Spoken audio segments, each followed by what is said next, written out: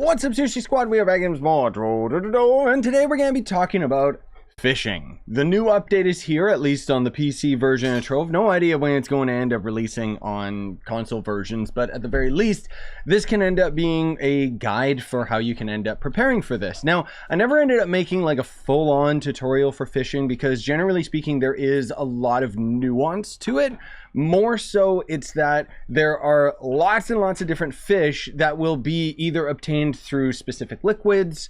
Some of them are at specific times of day, whatever. I don't really feel the need to end up deep diving into how you end up obtaining every type of fish. More so, this is going to end up being a generalized tutorial to how the fishing process works. Now, for the most part, there is going to end up being a starting tutorial that is going to end up instructing you to a decent enough margin of how you're going to end up dealing with all the fishing and stuff. So one of the biggest notable changes is that lures, if I can ever find them in my freaking inventory, there they are right here. Lures have changed. So normally you would end up consuming a single lure every time you ended up fishing. Now this is just a consumable, and every time you end up eating one of these bad boys, you'll see a little marker in the top left that will show you the amount of fish that you can obtain. So usually it's going to end up being 100 fish for one lure, which is pretty good considering the fact that you can end up buying lures from this guy. A little bit later down the line, you can end up crafting not only the base lure, but also a bunch of different lures. So there's a quick lure, which increases how quickly you can catch fish, increases the chance of catching trophy fish, increases the chance of catching uncommon or rare fish. And all of these are going to end up varying in their price, but generally are going to end up being very, very cheap. They last for 2 hours or until the lure has been used, as it mentions. And generally speaking, you can end up fishing in any pool of water. The thing is that now they've changed it to kind of combat fishing bots, where the longer you fish in an area, the more you can drain the fish in that area. So you essentially will end up getting boots and nothing but boots at one point, in which case you have to leave, go fish somewhere else, and then you could come back, but there's not really any incentive to do that. Through doing some of the fishing quest line, eventually you'll end up unlocking the Pond of Power, which this is kind of the main opus of the fishing update, because similar to the skill tree that we have from the Celestial, this is going to end up being its own sort of skill tree that is specifically related to fishing. Now, the first parts of the quest line are going to slowly introduce you and automatically give you some of these slots, but generally you're going to end up buying these, the Trophy of Depths. So the Trophy of Depths are literally going to be used to unlock further parts of the node. So you can see, like right here, this is going to end up requiring a key of the depths, which is another resource that is in this guy's inventory right here. And all of these are going to end up costing Mark of the Angler. Now, Marks of the Angler are kind of where things get a little bit rough, which basically you can get a Mark of the Angler anytime you're fishing. It's just random whether or not you'll get one. But for the most part, you're going to be getting the Marks of the Angler from doing the daily quests from this guy.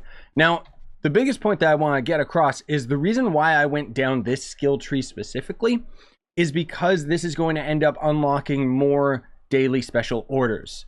And then, you know, a little bit further on, you end up getting some cool stuff and blah, blah, blah. You know, generally there's going to end up being this as the primary best one right now. So gives a chance for pools to refill after they have been fished out. We'll talk a little bit more about that later, but just keep this in mind, the deeper pools ability, okay?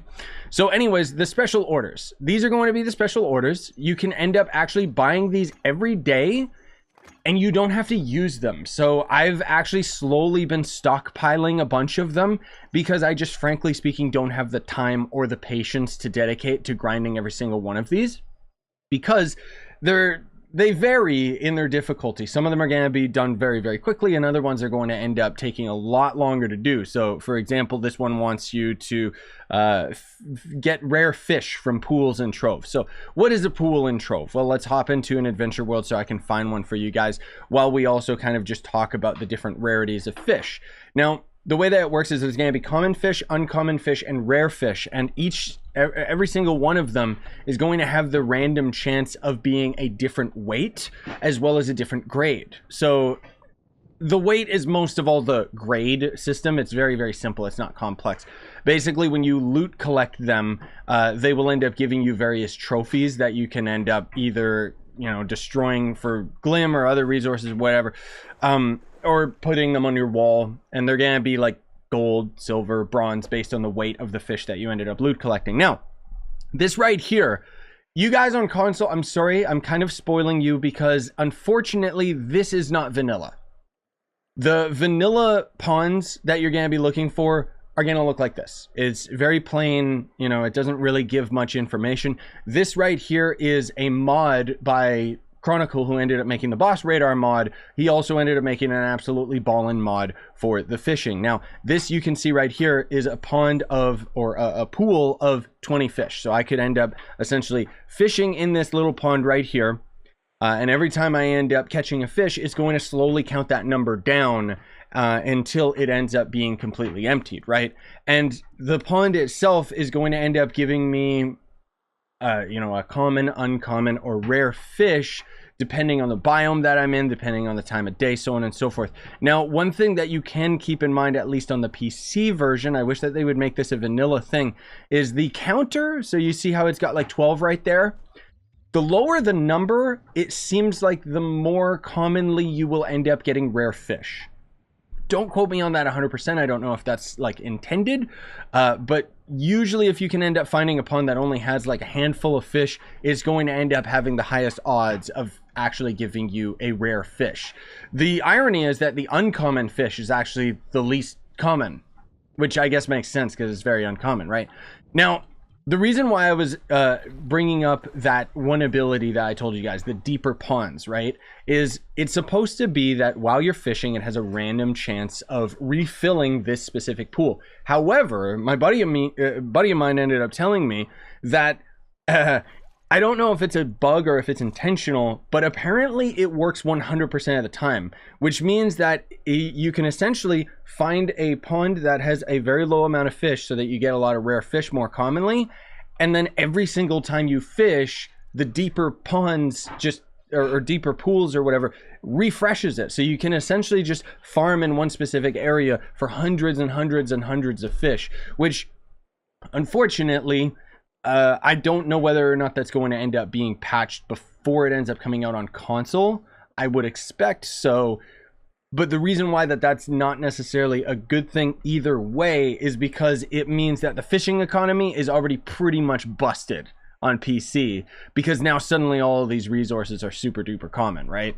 So let me just show you the cool thing about these bad boys is that you can accept them anywhere. That's the biggest thing that I love about them is I think I actually have Trove Agency. Oh no, I don't have them. It's just because I was fishing, I couldn't interact with it. But at any point, you can end up using one of these. And now you see I have the quest to catch common fish. I have to catch 85 of them, and then I'm going to end up getting a couple marks of the angler. Unfortunately, this is the primary way that you end up getting marks of the angler, which means that it's very time gated. And unfortunately, the devs did confirm that that was intentional. I can kind of understand it for the fishing, but the fact that they want us to literally farm like hundreds of thousands of fish in order to end up maxing out the skill tree is kind of weird to me. I've talked about this in other videos, but essentially the pond of power or whatever, the fishing skill tree itself, unfortunately, that is only going to end up improving your fishing. Now, that said, you get a lot of mastery out of fishing. You get a lot of allies out of fishing. Some of them are actually really, really good. And some of them you get not only from fishing outright, but there's also new fishing rods that you can end up getting, and then there's also going to end up being various other allies and mounts and so on and so forth that you'll end up getting out of the skill tree itself. Now, the cool thing is that you can actually craft a pond of power at a building crafting table. You can do this not only for that, but also the Grand Orrery, which is going to be for the skill tree. And, you know, it's going to end up being pretty cheap, but also going to cost you a couple marks, which does hurt. But again, you know, the fact that we have this as an availability just in club worlds and cornerstones and stuff is great. Now, one last thing that I want to mention to you guys is that you can in fact fish in sundered uplands. However, there's a little bit of a trick, because if you didn't know, sundered uplands doesn't generate with water. So I don't know if the devs didn't know this, like didn't know that the biome didn't generate with water or not, but it's kind of weird. So suddenly the primordial dragon, the water dragon, becomes extremely valuable because when it shoots, the projectile ends up creating a water source. So now suddenly we can end up fishing in the Sundered Uplands. Another option that you have is the Face of Flow, which is kind of weird, but the Face of Flow, like I'm so flabbergasted that the Face of Flow is an item that you can place down on the ground like anywhere, but you can essentially use this to fish as well. Now, the interesting thing is that apparently, just based on the patch notes, it mentions that you can only really fish in a source block rather than flowing water. There are certain fish that you can still catch out of flowing water, but some stuff is limited. And the main reason why I'm showing you the Sundered Uplands is because there's actually a couple fishing lines that you can end up getting out of here.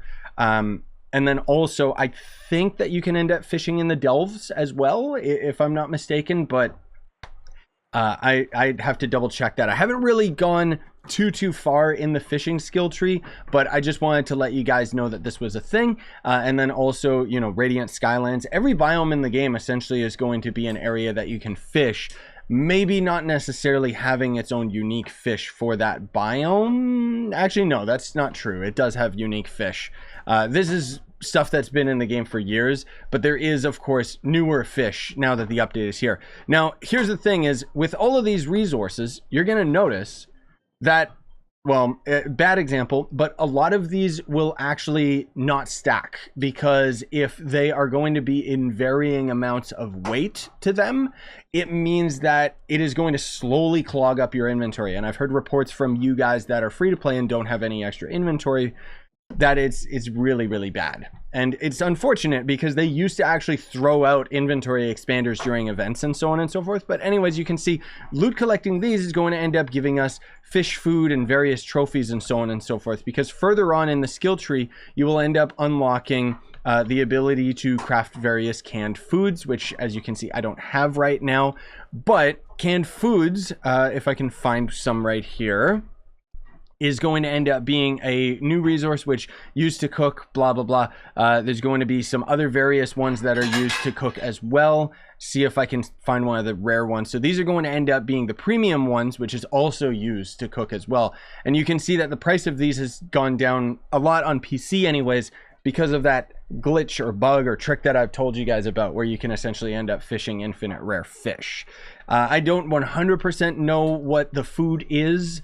I know that it's good. I've heard that it ends up having like a lot of light value and so on and so forth. And I assume that there's going to end up being various buffs towards fishing in general.